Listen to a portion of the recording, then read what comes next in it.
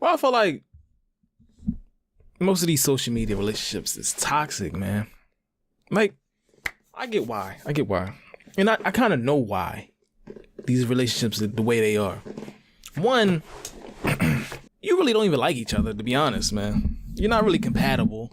You only doing it for the look of how that person looks, right? But when it comes down to it, you really look at her, you look at him, y'all really don't want each other. Y'all just want the possession to say that you got the person.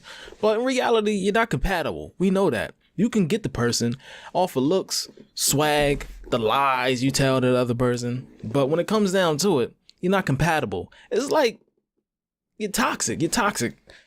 It's like you like peanut butter and jellies, but you're allergic to peanut butter. Like, what's going on with this? You like how it tastes, but when you go home, you itching, scratching, all that. But I don't know, man. Like, if you're in a relationship, you really should be in a relationship for the long haul, or just for the experience of having a relationship and what you want and what you don't want.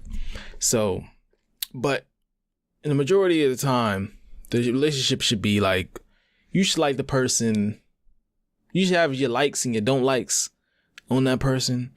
And like around 75% of the things you like, and the other 20 are negotiable, and 5% is something that you don't like, that you can't stand, that you can't work out no matter what. Make those your negotiables too, because you probably have such a higher standard that it doesn't work. I understand, like, what, the cheating, whatever. That's something. When it comes to it, if you have a person that is 85% of what you want and you're okay with, you can work those out.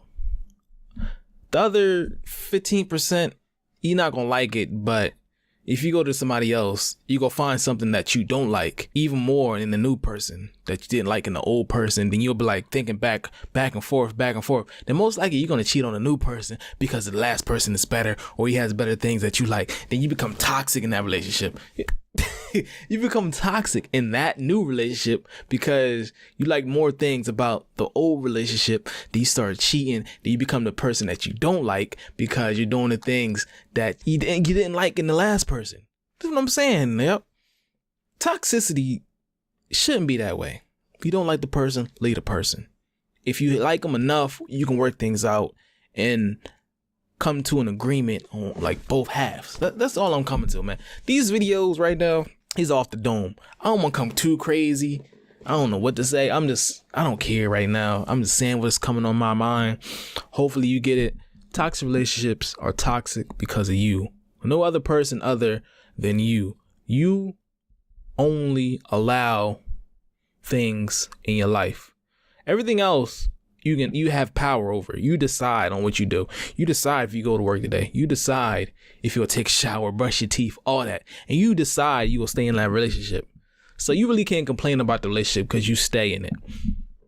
Understand it's abuse and all that. You still have the choice of what you're going to do and what you're going to like deal with.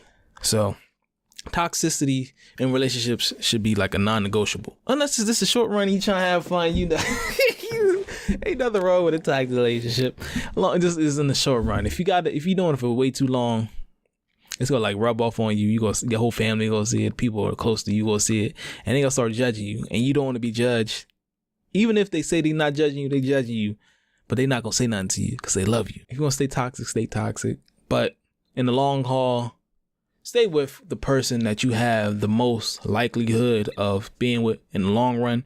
And if not, go your separate way. Do what you want. If you want to be a hoe, be a hoe. 304, all that. Do you.